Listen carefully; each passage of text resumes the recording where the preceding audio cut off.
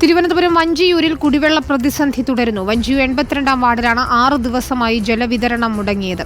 അധികൃതരെ വിവരം അറിയിച്ചിട്ടും നടപടിയുണ്ടായിട്ടില്ലെന്ന് residence association ഭാരവാഹികൾ പറഞ്ഞു.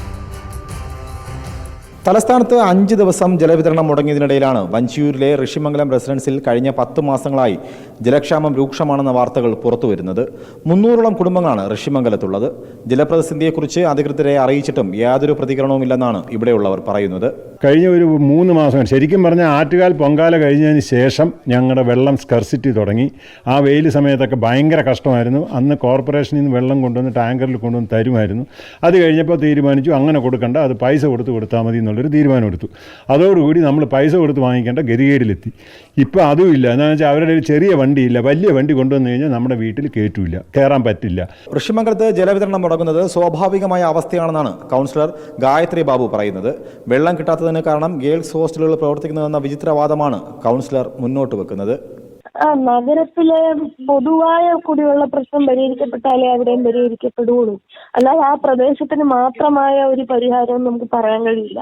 അവിടെ ഞാൻ മനസ്സിലാക്കുന്ന വേറൊരു കാര്യം, അവിടെ ഈ അടുത്ത പ്രശ്നം രൂക്ഷമാവാൻ കാരണം ഹോസ്റ്റലുകൾ ഒരുപാട് വന്നുണ്ട്. നഗരസഭയുടെ ഓൺലൈൻ ആപ്പ് വഴി ജലം വാങ്ങിയാണ് ഇവിടെയുള്ളവർ ഉപയോഗിച്ചു വരുന്നത്. പ്രായാധിക്യമുള്ളവരും കുട്ടികളും സ്കൂൾ കോളേജ് വിദ്യാർത്ഥികളും ഒരുപോലെ ദുരിതം അനുഭവിക്കുമ്പോൾ അധികൃതർ പ്രശ്നങ്ങൾ കണ്ടില്ലെന്ന് നടിക്കുന്നു. ഹോസ്റ്റലിൽ നിന്ന് അങ്ങനെയാണെങ്കിൽ ഇത്രയും വീടുകളുണ്ട്, ഒരു ഫ്ലാറ്റ് ഉണ്ട് ഇവിടെ. അതെന്നൊക്കെ പറയാനായിട്ട് ഹോസ്റ്റലിൽ നിന്ന് തന്നെ ഈ കുറച്ച് പിള്ളേർ, എനിക്കൊന്നൊരു 7-8 കുട്ടികൾ ഇവിടെ IAS കോച്ചിങ്ങിന് എന്തോ പഠിക്കുന്ന കുട്ടികൾ അവർ വന്ന് താമസിക്കുന്നതാണ്. അല്ലാതെ ഇങ്ങനെ വലിയ ഹോസ്റ്റലായിട്ടൊന്നും അവിടെ പ്രവർത്തിക്കുന്നതായിട്ട് എനിക്ക് തോന്നുന്നില്ല.